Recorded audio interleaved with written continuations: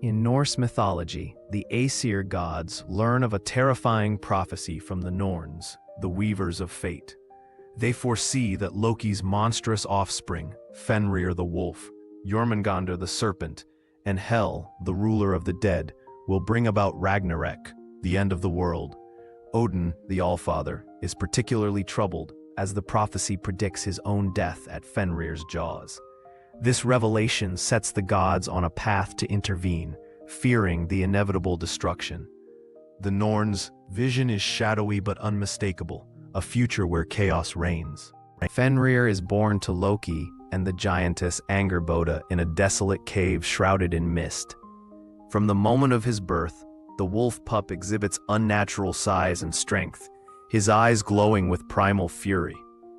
The gods, aware of the prophecy, observe from a distance, their expressions a mix of awe and dread. Fenrir's siblings, Jormungandr and Hel, share his monstrous heritage, but it is the wolf who poses the most immediate threat.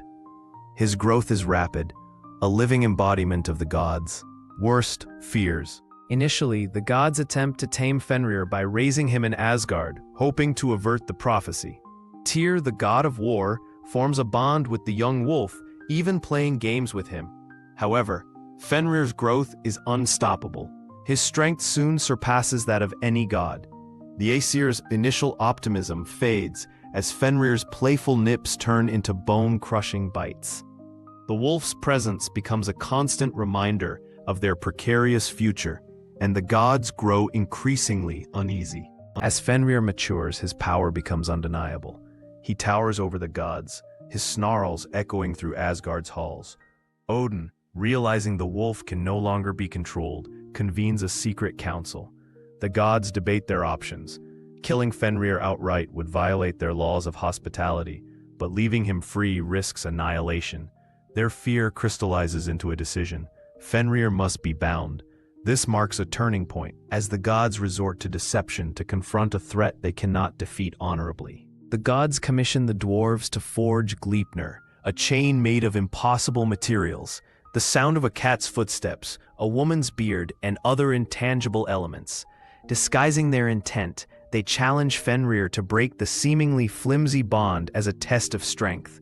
Suspicious, Fenrir demands a god's hand in his mouth as collateral. Only Tyr, the bravest, agrees. When Fenrir realizes the chain cannot be broken, he bites off Tyr's hand, sealing his fate and the gods' betrayal. Tyr's sacrifice is both heroic and tragic. As Fenrir clamps down on his hand, the gods bind the wolf with Gleipnir. Tyr's grimace of pain contrasts with the gods' hurried efforts to secure the chains. Fenrir's howls of betrayal shake the earth, but the deed is done. Tyr, now one-handed, becomes a symbol of both courage and the gods' moral compromise. This moment cements Fenrir's eternal rage, ensuring that when Ragnarök comes, his vengeance will be swift and merciless. Bound beneath the earth on the island of Lyngvi, Fenrir's imprisonment is a scene of despair. The gods wedge a sword into his jaws to silence his howls, but his rage only grows. His struggles cause earthquakes, a constant reminder of his latent power. The prophecy looms larger, the chains will not hold forever. Fenrir's imprisonment is a temporary solution, a delay of the inevitable. His wrath becomes a ticking clock, counting down to Ragnarök. As Ragnarök approaches, the signs are unmistakable. Winters grow longer, morality decays, and Fenrir's chains begin to weaken. Earthquakes herald his impending freedom. The gods, knowing their fate, prepare for the final battle. Fenrir's howls, once muted, now echo across the realms, a harbinger of doom. The wolf's patience has ended.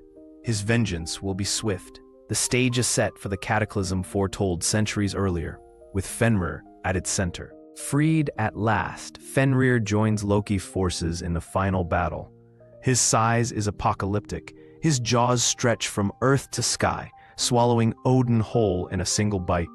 The Allfather's death sends shockwaves through the ranks of the gods. Fenrir's rampage is unchecked. He embodies the chaos of Ragnarök, yet his triumph is short-lived.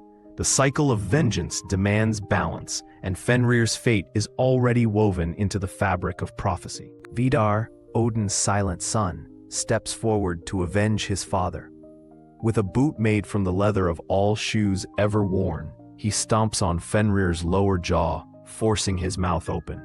A spear thrust to the heart ends the wolf's reign of terror.